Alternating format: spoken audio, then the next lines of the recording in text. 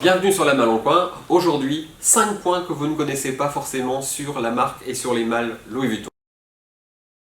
Première chose, c'est les losines. Vous voyez qu'ici, vous avez une malle entourée d'une cornière, on appelle ça une cornière. Et cette cornière, beaucoup de gens me disent « Ah, qu'est-ce que c'est beau en cuir !» Bon. En fait, cette losine, voilà ce que c'est.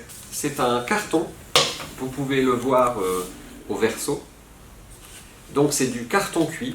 On appelle ça de la fibre vulcanisée de cellulose. Là, vous avez un exemple d'une cornière de valise Louis Vuitton. Vous voyez que c'est légèrement rougeâtre. C'est très rigide. La plupart du temps, pour le fixer, on l'humidifie. Alors celle-là, elle est vieille, c'est pour ça qu'elle est si rigide. Mais ça, c'est donc du carton. Ça avait l'avantage. Alors il ne faut pas croire que Vuitton a fait cette modification dans les années 20 par radinerie, hein, c'est pas du tout le problème. Ils ont fait ça tout simplement parce que la losine est plus légère que le cuir, elle est imputrescible, elle résiste à l'eau pendant beaucoup plus longtemps, elle a un fort pouvoir de traction et elle est beaucoup plus facile à poser. C'est-à-dire qu'en fait, vous mettez ce carton, ce système de carton enduit, parce que c'est vraiment un carton enduit, hein, dans une machine, ça va faire les trous et ça va permettre en fait de poser la losine et de losiner beaucoup plus rapidement. Il existe des malles avec aussi des cornières cuir. Dans ces cas-là, chez Vuitton, on utilise du cuir végétal. Voilà un exemple de cuir végétal. Alors, comment on reconnaît le cuir?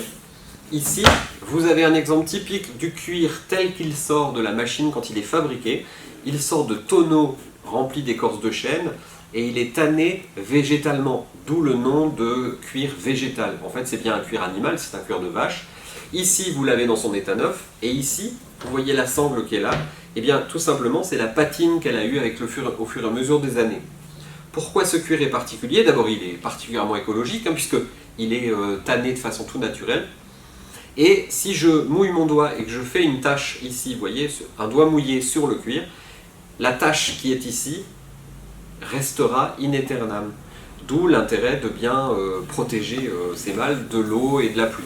Donc, cornière en cuir, cornière en losine. Vous voyez ici, j'ai voulu vous montrer en comparaison. Vous avez ici un cuir chromé. Donc ça, c'est un cuir qui a été tanné de façon chimique avec du chrome. Et donc c'est beaucoup moins écologique et c'est beaucoup moins dans les techniques anciennes. Donc ça n'est pas utilisé aujourd'hui sur les malles Vuitton. Deuxième chose que vous ne savez peut-être pas sur les malles Vuitton, vous voyez qu'ici, vous avez des clous, vous avez des équerres, vous avez des coins, vous avez la serrure en façade avant, vous avez ce qu'on appelle les crapauds. Toutes ces pièces-là sont dans un métal qu'on appelle le laiton. Beaucoup de gens appellent ça du cuivre, ou disent la cuivrerie.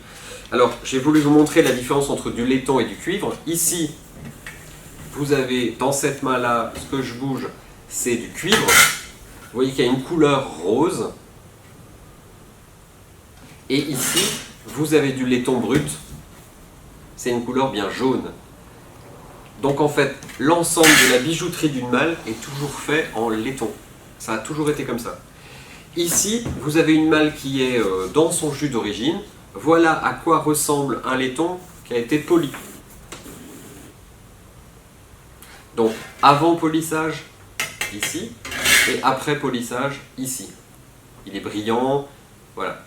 Donc, ce qu'il faut bien avoir en tête, et nous on fait très attention, surtout pour les musées, lorsqu'on fait des restaurations, polir une malle Vuitton autant que ça, eh bien on a l'impression qu'on fait du tuning, hein, ça fait mal un peu volé. Donc en fait on va polir à l'extrême et ensuite on va patiner ce polissage laiton pour que ça soit un petit peu vieilli, parce que si on polit comme ça, c'est vraiment trop poli et ça fait vraiment voiture volée.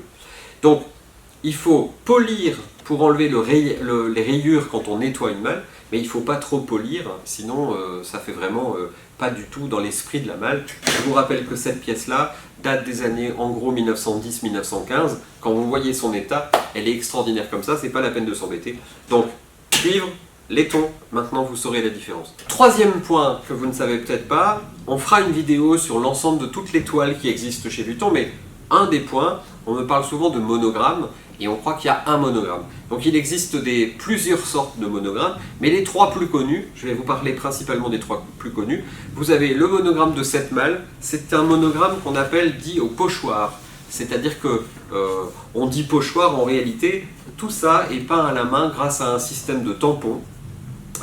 Et ça a été inventé ou mis en circulation commercialement vers 1901. Avant cette date, on utilise de la toile tissée que je vous montre là. Donc là, c'est une chute qui provient d'une malle. Ici, c'est l'arrière de la toile. Là, c'est l'avant de la toile. Et vous voyez bien que ce qui fait le motif, c'est en fait le fil qui est tissé d'une couleur différente. Et donc ça, c'était les premiers monogrammes. Donc lorsque vous voyez une malle avec une toile tissée comme ça, ne réagissez pas comme certains clients chinois qui croient que c'est le soleil qui a brûlé la toile et que la malle est abîmée. Au contraire, c'est une malle absolument formidable. Ce monogramme a été inventé par un dépôt de brevet en 1896 et sa production a arrêté à partir de 1902, 1903, 1905. Ils ont utilisé les stocks qu'ils avaient. Mais en gros, ils ont remplacé cette toile par une toile qu'ils ont appelée la toile de grosse fatigue, qui est la toile au pochoir. Ici, pareil, je vous en montre une chute. Recto, verso.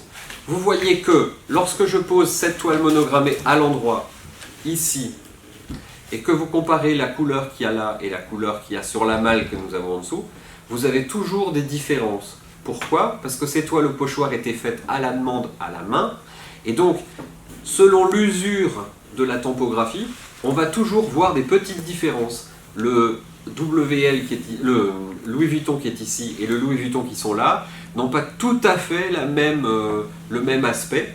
La toile a toujours des motifs qui ont des petits défauts. Pour compenser ça, dans les années 60, Louis Vuitton a commencé à utiliser cette toile-là, qui est une toile, cette fois-ci, imprimée. Donc à l'arrière, vous avez toujours un coton.